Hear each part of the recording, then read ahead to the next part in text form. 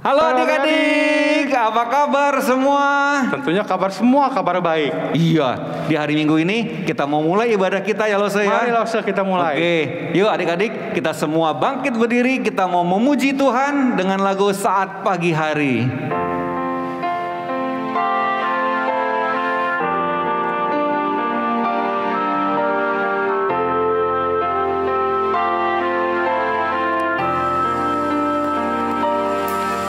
Saat pagi hariku datang lagi, menghadap Tuhan dan rendahkan diri, mengucap syukur buat hari yang Kau beri, memuji Tuhan dengan sepenuh hati. Kau Allah Maha Kudus, ku tinggikan Allah Maha Tinggi, ku serahkan tubuh jiwa rohku dalam pimpinanmu Tuhan. Saat pagi hariku datang lagi, menghadap Tuhan dan rendahkan diri,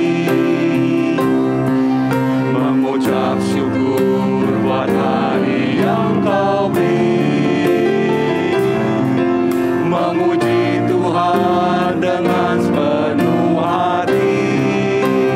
Ku sembah Kau Allah Maha Kudus, ku tinggikan Allah Maha Tinggi, ku serahkan tubuh jiwa rohku dalam pimpinanmu Tuhan. Oke, kita mau mulai ibadah kita dengan doa pembukaan. Yuk kita sama-sama berdoa. Tuhan yang penuh kasih, terima kasih atas pertolongan perlindungan Tuhan selama 1 minggu ini. Tuhan berikan kami kesehatan, berikan kami tubuh yang kuat. Terima kasih Bapa atas pada hari ini di mana kami diberikan kesempatan untuk memuji Tuhan. Kami mau mendengarkan firman Tuhan. Kuasai setiap kami, pimpin waktu di muka kami. Kami mau serahkan hanya di dalam nama Tuhan Yesus. Kami berdoa dan mengucap syukur. Amin. Mari adik-adik kita nyanyikan lagu yang kedua, yaitu Betapa Ku Bersyukur. Yuk semangat ya semua ya. Betapa ku bersyukur atas segala berkat-Mu, semua yang Kau berikan berguna bagiku. Allahku yang mulia, memelihara sempurna, Kau sertai langkahku selamanya. Syukur, ku bersyukur kepadamu. Ku puji agung namamu. Ku sembah kesucianmu. Aku ada sebagaimana aku ada hanya karena anugerah-Mu. Betapa ku bersyukur atas segala berkat-Mu, semua yang Kau berikan berguna bagiku. Allahku yang mulia, memelihara sempurna, Kau sertai langkahku selamanya. Syukur, ku bersyukur kepadamu. Ku puji agung namamu. Ku sembah kesucianmu. Aku ada sebagaimana Aku ada hanya karena anugerah-Mu. Wah, udah semangat ya Lose ya. Mari kita naikkan satu pujian lagi. Kita akan sama-sama mendaki ke Bukit Sion untuk berjalan-jalan bersama Tuhan. Iya. Mendaki ke Bukit Sion. Ya, kita harus semangat ya Lose ya. Ya, kita semangat.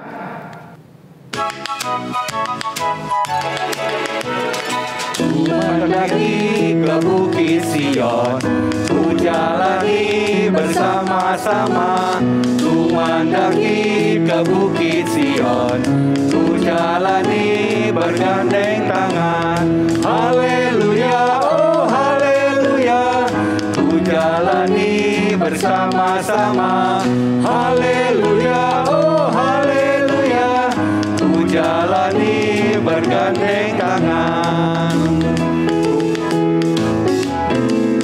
Ku mendaki ke Bukit Sion, ku jalani bersama-sama. Ku mendaki ke Bukit Sion, ku jalani bergandeng tangan. Haleluya, oh haleluya, ku jalani bersama-sama. Haleluya, oh haleluya, ku jalani bergandeng tangan. Oke, nah adik-adik, kita mau menyambung lagu berikutnya ya. Kita mau selain jalan-jalan ke Bukit Sion, kita mau ngapain lagi loh, Kita harus mengabarkan Injil Tuhan. Oh, kepada gimana? semua orang. Kepada semua orang ya kalau gitu ya. Setiap kali kita ketemu siapapun, hanya kita mau memberi yang terbaik buat Tuhan ya. Benar, Oke. Mari sama-sama kita nyanyikan, ku suka mengabarkan Injil. Oke. Ku suka mengabarkan Injil kesurgaan serta kasih-Nya Tuhan yang mati bagiku. Ku suka mengabarkan Injil yang berkuasa, yang memberikan selamat pada manusia.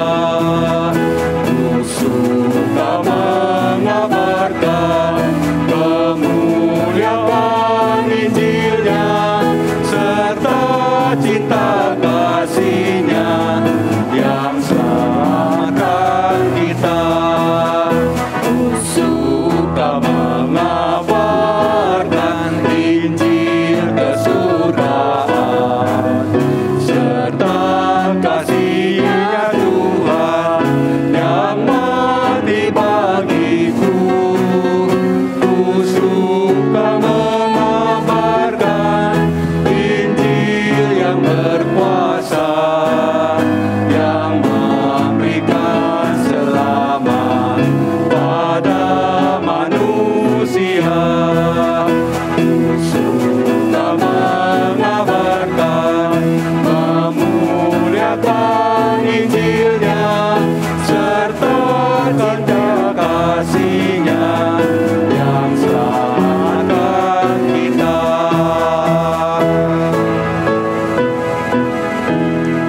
Oke adik-adik, kita mau dengan sikap berdiri yang sopan, dengan hormat, kita mau bersama-sama mengakui pengakuan iman rasuli. Pengakuan iman rasuli. Aku percaya kepada Allah, Bapa yang Maha Kuasa, Khalik langit dan bumi, dan kepada Yesus Kristus, Anak yang tunggal Tuhan kita, yang dikandung daripada Roh Kudus, lahir dari anak darah Maria, yang menderita sengsara di bawah pemerintahan Pontius Pilatus, disalibkan, mati dan dikuburkan, turun ke dalam kerajaan maut.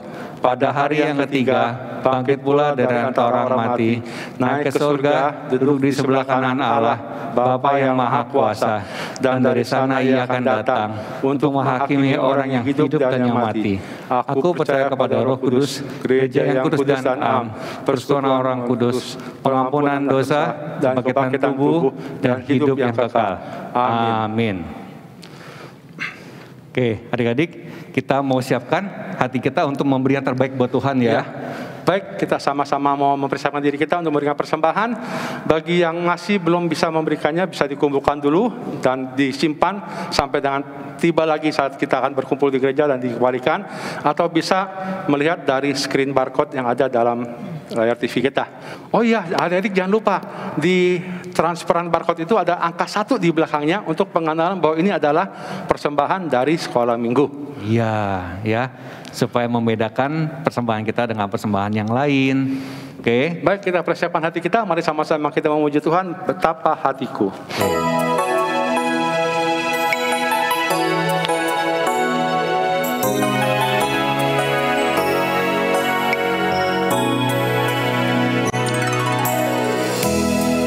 Betapa hatiku berterima kasih Yesus, Kau mengasihiku, Kau memilikiku. Hanya ini Tuhan persembahanku, segenap hidupku, jiwa dan ragaku, sebab tak ku miliki harta kekayaan yang cukup berarti untuk ku persembahkan. Hanya ini Tuhan permohonanku, terimalah Tuhan persembahanku, pakailah hidupku sebagai alatmu seumur hidupku. Betapa hatiku berterima kasih Yesus, Kau mengasihiku, Kau memilikiku. Hanya ini Tuhan persembahanku, segenap hidupku, jiwa dan ragaku, sebab tak ku miliki harta kekayaan yang cukup berarti untuk ku persembahkan. Hanya ini Tuhan permohonanku, terimalah Tuhan persembahanku, pakailah hidupku sebagai alatmu seumur hidupku.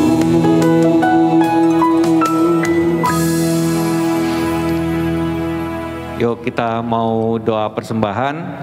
Minta Lausa Awi pimpin doa persembahan ya. Kita masuk sama-sama dalam doa persembahan kita. Bapa, terima kasih untuk waktu ini kami masih boleh memberikan persembahan kami. Biarlah Tuhan persembahan ini boleh Engkau pakai untuk memuliakan nama Tuhan dan mengerjakan pekerjaan Tuhan dimanapun itu dipergunakan. Tuhan, berkati tangan-tangan yang sudah memberinya dan berkati juga Tuhan tangan yang akan mengelolanya. Terima kasih Tuhan, biarlah persembahan dipakainya untuk memuliakan nama Tuhan saja. Dalam nama Tuhan Yesus Kristus, amin. Amin. Oke, adik-adik, sebelum kita masuk ke dalam firman Tuhan, ya, kita mau memuji Tuhan sekali lagi, kita mau siapkan hati kita untuk mendengarkan firman Tuhan. Oke, yuk kita nyanyikan lagu Firman Tuhan Kudengar.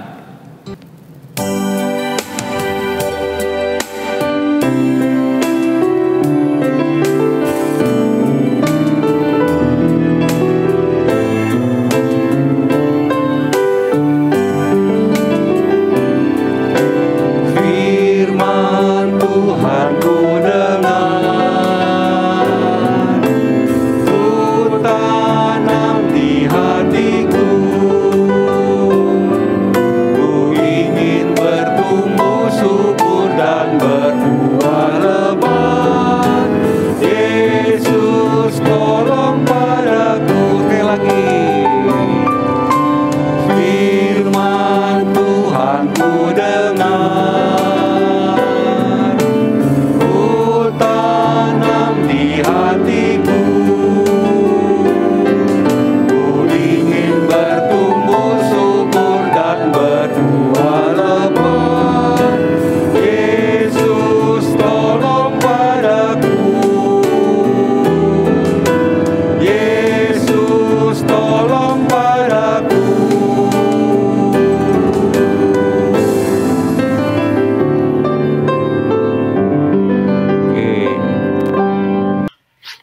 adik-adik semua, senang sekali rasanya Lause bisa ketemu lagi dengan kalian, meskipun hanya secara virtual ya. Tapi ini merupakan suatu anugerah, karena kita masih bisa dapat kesempatan untuk memuji Tuhan, dan juga mendengarkan firman Tuhan. Nah, adik-adik tadi sudah dengan semangat memuji Tuhan. Sebentar kita akan mau mendengarkan firman Tuhan. Lause ajak adik-adik untuk mengambil sikap yang baik. Alkitabnya diambil, disiapkan, dan kita mau berdoa dulu, kita mau siapkan hati kita mendengarkan firman Tuhan. Mari kita ambil sikap dan kita berdoa. Ya Tuhan Yesus, terima kasih pada pagi hari ini kami bukan hanya bisa memuji Engkau, tapi kami juga sebentar akan mendengarkan firman-Mu. Kiranya Engkau siapkan hati dan pikiran kami, Roh Kudus yang boleh memberikan kami hikmat kebijaksanaan. Tuhan juga kiranya boleh urapi Lause yang akan bercerita pada hari ini, dan Tuhan juga persiapkan kami yang mendengarkan. Waktu selanjutnya kami serahkan ke dalam tangan Tuhan. Di dalam nama Tuhan Yesus Kristus, kami sudah berdoa dan mengucap syukur. Amin. Nah, adik-adik, Lause mau nanya nih, kalian punya nggak teman dekat? Kalau close friend gitu, best friend deh, punya nggak? Lause rasa kalian punya ya. Lause sendiri pun punya teman dekat. Nah, kalian punya teman dekat berapa? Bisa dihitung nggak? Mungkin ada yang punyanya lebih dari satu, Lause. Lebih dari 2, atau mungkin ada yang cuma punya 1. Nggak apa-apa adik-adik. Nah, misalnya nih, teman dekatnya adik-adik kesusahan suatu hari. Mereka butuh bantuan kalian. Nah, kira-kira kalian akan menolong mereka nggak? Sejauh mana adik-adik mau untuk membantu mereka? Misalnya nih, teman dekat kalian minta tolong untuk dibantu buatin PR-nya, mereka nggak ngerti. Nah, kira-kira adik-adik akan bantu mereka atau enggak? Gitu. Nah, terus atau misalnya mereka ada yang bilang, aduh, pengen pergi ke sini nih, tapi nggak ada mobil, boleh nebeng nggak? Waktu zaman dulu sebelum pandemi ya, mau nggak adik-adik jemput mereka gitu? Atau misalnya juga ada yang mereka lupa bawa makanan ke sekolah, terus kamu lihat mereka lapar gitu. Kira-kira kamu mau nggak bagi makanan kamu ke mereka? Nah, mungkin kalau adik-adik bayangkan, menolong teman dekat itu berarti kan seseorang yang kita udah kenal ya, bukan orang asing. Mungkin itu mudah. Tapi kalau misalnya sekarang lo sebalikan ke kalian, semisalnya nih orang yang tidak dikenal, stranger, orang asing yang baru adik ketemu di pinggir jalan, tiba-tiba nyamperin kalian minta tolong. Mau nggak kalian tolong? Nah, itu mungkin nggak gampang ya adik-adik ya. Apakah kita mau membantu mereka? Mungkin jujur, kalau Lause nih, tiba-tiba di jalan disamperin, Dek, tolong bantuin saya antar makanan ini dong ke sini gitu. Lause jujur mungkin takut ya, karena bisa aja nih, wah ini orang maksudnya apa nih? Apakah dia betul-betul orang baik atau dia orang jahat? Kita kan nggak tahu ya. Nah, di sini hari ini kita akan belajar bagaimana para rasul, ya khususnya Petrus dan Yohanes, yang hari ini kita belajar tentang Petrus dan Yohanes, itu meskipun di kondisi yang sulit, mereka itu masih bisa memberitakan Injil. Dan bukan hanya itu, adik-adik, kita bisa lihat bahwa mereka masih dengan penuh kasih mau membantu sesama. Nah, dan saya rasa ini bukan cuma sekedar kemauan, tapi mereka juga harus punya kasih, mereka harus punya kuasa, dan mereka juga harus punya keberanian. Kuncinya adalah Roh Kudus ya adik-adik. Jadi, bagaimana seorang Petrus dan Yohanes harus memberitakan tentang kebenaran firman, tentang juru selamat kita Yesus Kristus, di saat Yesus sendiri sudah nggak ada, Yesus sudah disalib nih. Tapi mereka harus menceritakan kebenaran itu. Nah, hari ini kita akan belajar nah, adik-adik siapin Alkitabnya. Nah, hari ini perikop yang kita ambil itu adalah dari Kisah Para Rasul. Ayo, Kisah Para Rasul disiapkan. Nah, itu di Kisah Para Rasul, Kisah pasal 3 sampai Kisah Para Rasul 4. Ya, pasal 3 sampai pasal 4. Nanti kita sama-sama pelajari nih di Alkitab ini. Nah, siapin adik-adik Alkitabnya, sudah disiapin seperti Lause ini sudah disiapin. Nah, kita akan lihat. Nah, di hari ini kita belajar tentang Petrus yang akan menyembuhkan seorang lumpuh ya adik-adik ya. Jadi ceritanya ini di Alkitab sendiri dijelaskan bahwa pada waktu sembayang di saat waktu itu sekitar pukul 3 sore ya adik-adik ya. Nah, jadi Petrus dan Yohanes ini lagi pergi ke bait suci. Nah, Di bait suci itu mungkin kita kalau gambaran kasar itu seperti pergi ke gereja gitu ya adik-adik ya. Nah, biasanya itu di sekitaran bait suci itu bisa ditemukan banyak pengemis adik-adik. Jadi banyak orang itu mereka kalau pergi ke bait suci mau beribadah, itu mereka mempersiapkan uang. Uangnya ini bisa mereka untuk kasih persembahan, tapi bisa juga mereka kasih untuk ke orang-orang miskin. Ya, bisa kita lihat juga di zaman-zaman sekarang ini banyak ya kita jumpai, entah itu di wihara, entah itu di gereja. Kita suka melihat ada banyak mungkin pengemis, mereka ada di sekitaran situ ya. Nah, kenapa pengemis-pengemis ini mau berkumpul di sekitar bait suci? Kenapa mereka mau nongkrong di situ? Kenapa mereka mau duduk di situ seharian? Karena mereka tahu mereka akan diuntungkan. Diuntungkan itu apa adik-adik? Mereka akan mendapatkan sesuatu dari orang yang berlalu lalang di sekitar situ. Entah itu berupa uang, entah itu berupa makanan. Jadi mereka memutuskan untuk, oke, saya mau deh di situ gitu ya. Nah, jadi ceritanya itu ada seorang pengemis yang kebetulan dia itu terlahir lumpuh adik-adik. Jadi dia itu setiap harinya itu minta tolong temannya untuk membawa dia ke sana. Nah, jadi dia itu dibopong oleh teman-temannya dan dia selalu duduknya itu di dekat pintu gerbang bait Allah setiap hari, ya adik-adik. Nah, kalian bayangkan menjadi seorang yang lumpuh, nggak bisa berjalan, nggak punya uang. Bayangkan kalau jadi pengemis itu setiap hari lihat orang lalu lalang. Mungkin dia pikir, pengen ya bisa berjalan, pengen ya rasanya bisa punya kaki untuk bisa membantu dia mencari nafkah gitu. Dan bukan cuma itu, mungkin hati kecilnya pengen ada rasanya untuk bisa beribadah seperti yang lain. Nah, singkat cerita, datanglah nih Petrus sama Yohanes. Nah, pada saat mereka berjalan, ketemulah sama si pengemis ini. Nah, kita lihat ya, pengemisnya ini ngomong apa ke mereka. Ini bisa dilihat di Kisah Para Rasul pasal yang ketiga ayat keempat.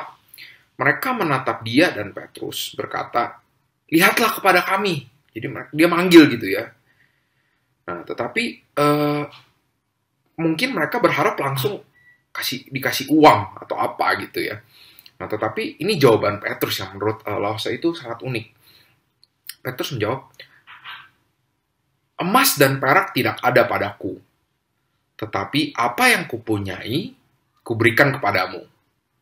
Demi nama Yesus Kristus, orang Nazaret itu, berjalanlah. Lalu ia memegang tangan kanan orang itu dan membantu dia berdiri. Seketika itu juga kuatlah kaki dan mata kaki orang itu. Ia melonjak berdiri, lalu berjalan kian kemari dan mengikuti mereka ke dalam bait Allah. Berjalan dan melompat-lompat, serta memuji Allah. Nah, adik-adik bayangin ya. Kamu sudah dari kecil lahir lumpuh, tiba-tiba kamu bisa berjalan. Bahkan kamu betul-betul sampai, kamu saking senangnya itu, kamu sampai lompat-lompat kegirangan. Dan kamu kegirangan itu memuji Allah ya.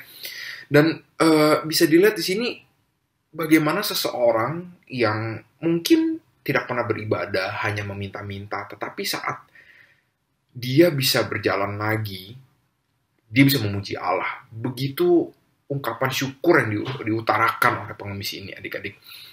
Nah, tentunya di bait Allah itu nggak sepi ya, banyak orang di sana, adik-adik. Jadi, orang banyak itu pasti terkejut. Jadi, bukan cuma terkejut, mereka bahkan berkerumun dan mereka langsung ngomong, ya bener tuh, orang bisa jalan tuh. Nah, bayangin kalau misalnya kalian jadi Petrus, adik-adik. Kamu jadi Petrus di saat itu, kamu bakal ngapain sih? Apa yang akan kamu rasakan? Apa kamu rasa, wah, gue hebat banget nih, gue bisa nyembuhin orang. Wah, semua orang ngeliatin gue terkenal nih. Nah, itu kira-kira kalau adik-adik jadi Petrus, adik-adik bakal ngapain?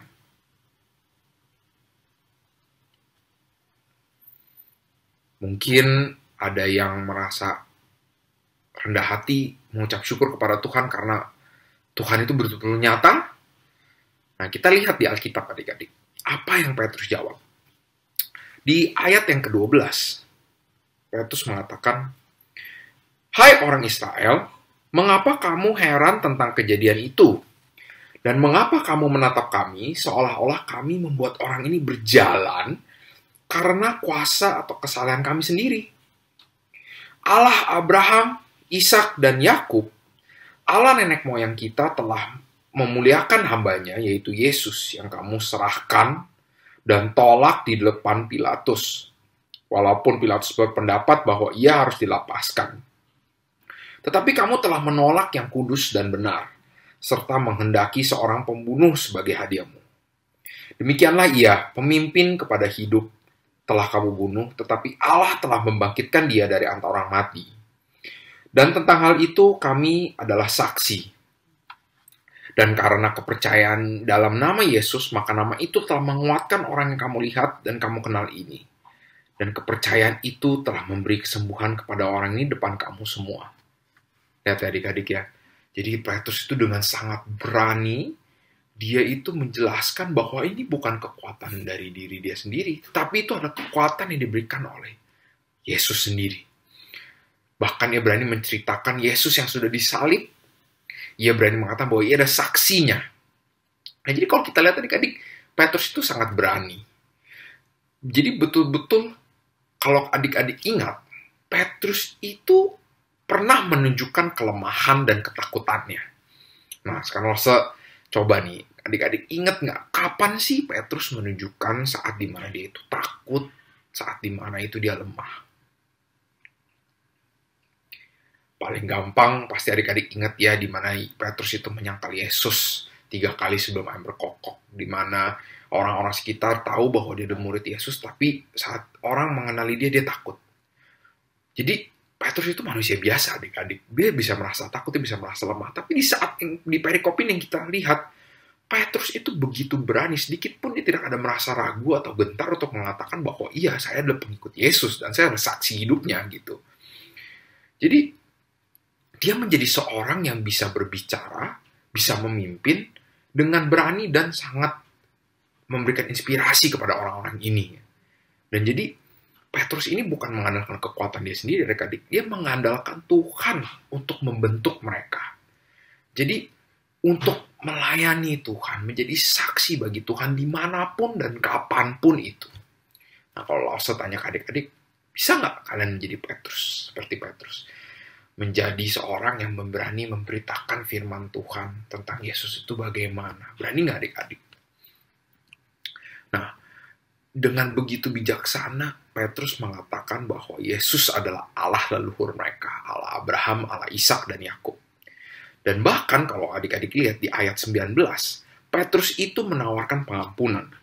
Kalau saya bacakan buat adik-adik, karena itu sadarlah dan bertobatlah supaya dosamu dihapuskan, agar Tuhan mendatangkan waktu kelegaan dan mengutus Yesus yang dari semula diuntukkan bagimu sebagai Kristus.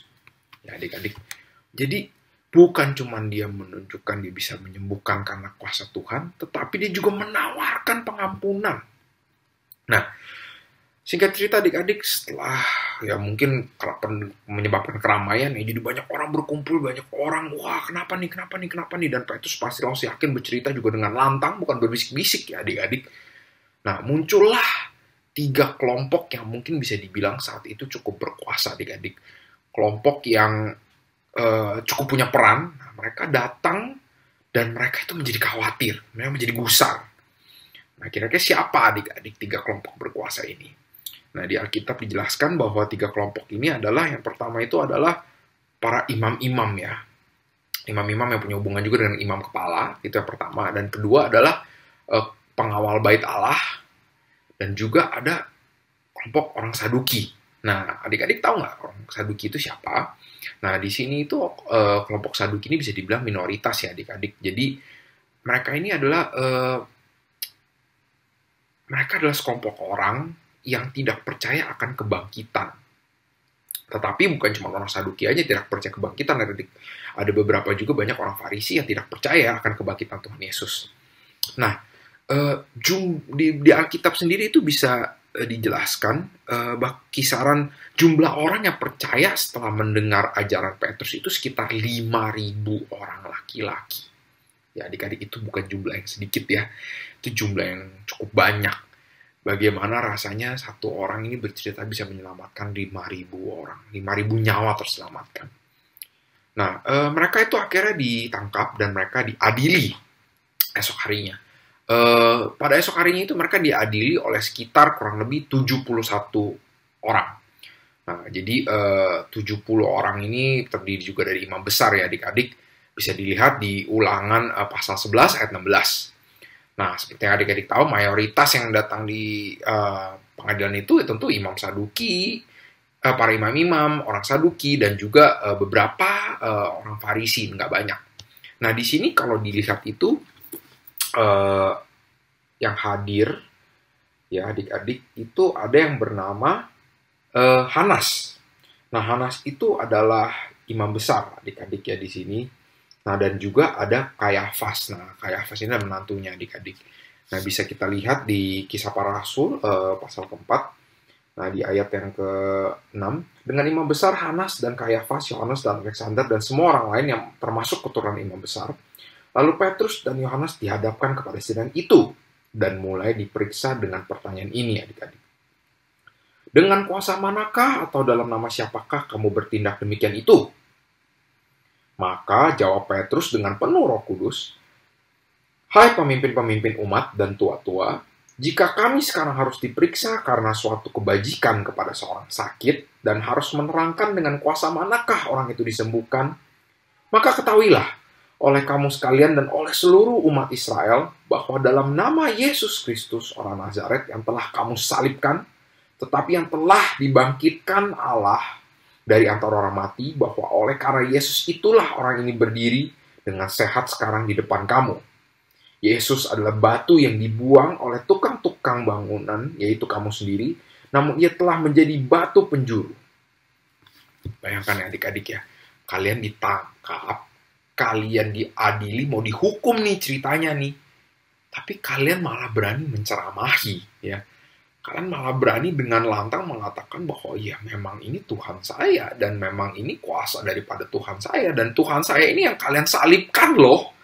Ya adik-adik, jadi saya rasa keberanian ini bukan kekuatan Petrus sendiri, tapi ini merupakan kekuatan yang diberikan oleh para Roh Kudus. Saya yakin ucapan yang keluar dari mulut Yohanes sendiri, Petrus sendiri pun itu merupakan hikmat yang diberikan oleh Roh Kudus ya. Mereka berani bersaksi tentang Yesus yang sudah disalibkan adik-adik. Dan kalau kalian baca lagi di bagian Alkitab ini, mereka itu bahkan diancam adik-adik. Jadi mereka itu tuh merasa kok berani-beraninya kamu membawa nama Yesus. Nah, tetapi yang sangat luar biasa lagi menurut Lose adalah Petrus menjawab seperti ini. Silakan kamu putuskan sendiri manakah yang benar di hadapan Allah. Taat kepada kamu atau taat kepada Allah. Sebab tidak mungkin bagi kami untuk tidak berkata-kata tentang apa yang telah kami lihat dan yang telah kami dengar.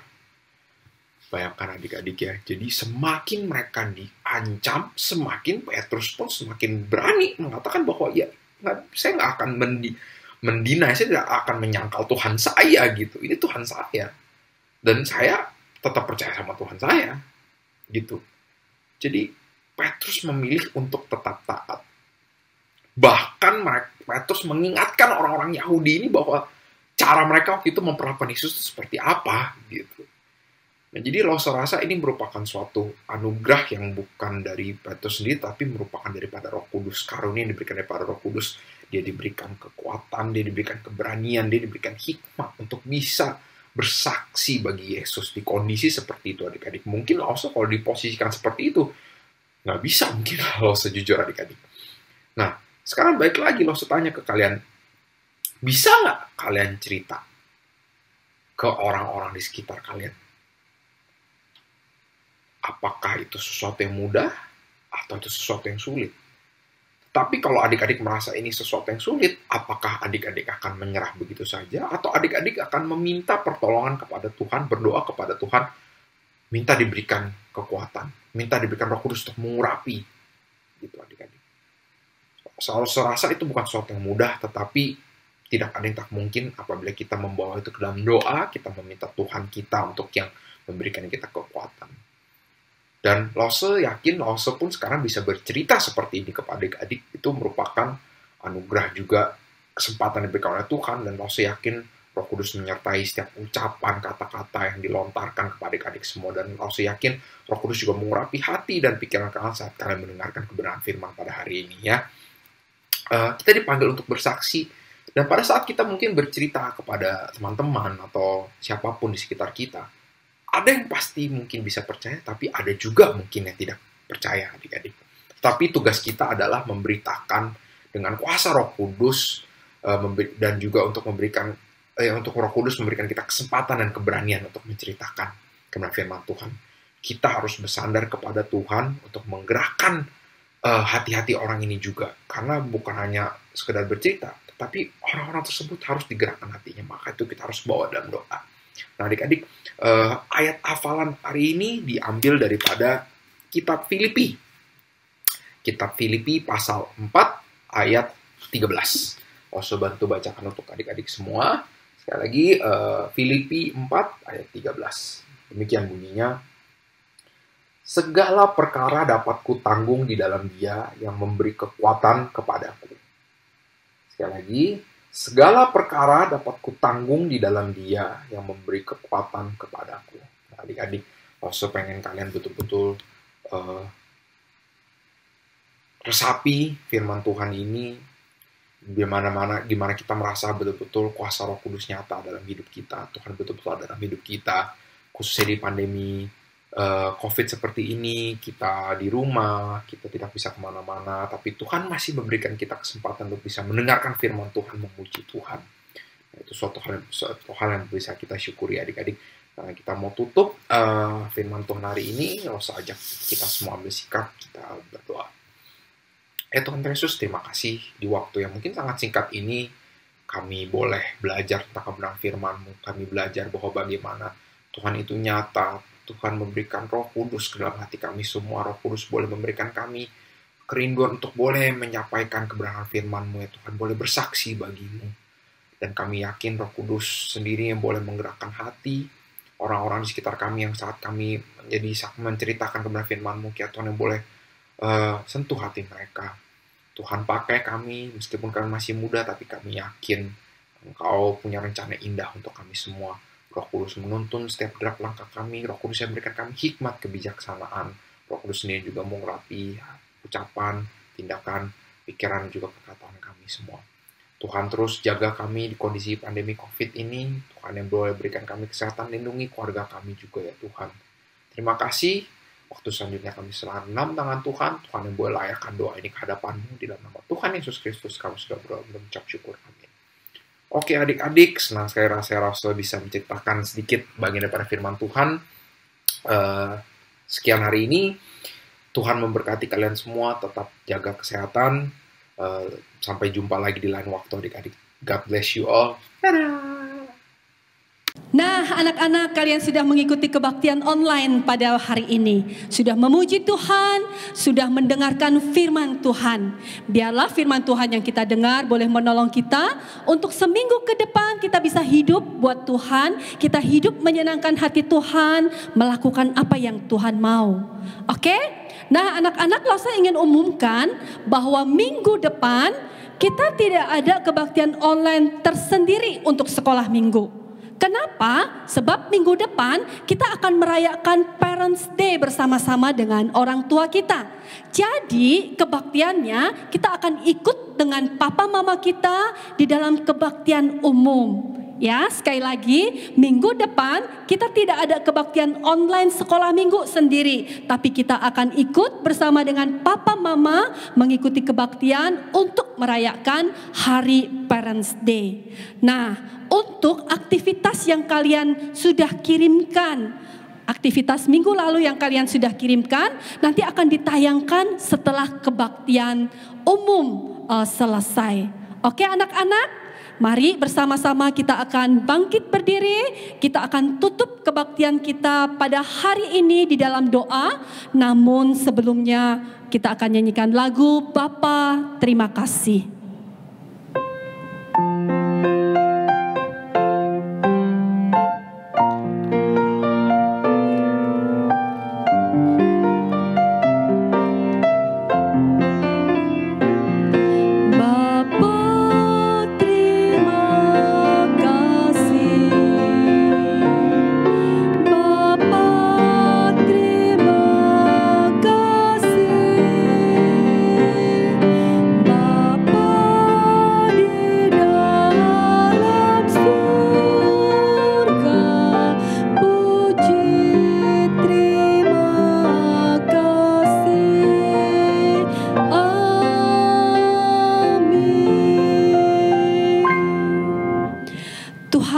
kasih kalau pada hari ini kami masih bisa mengikuti ibadah meskipun tidak secara tatap muka.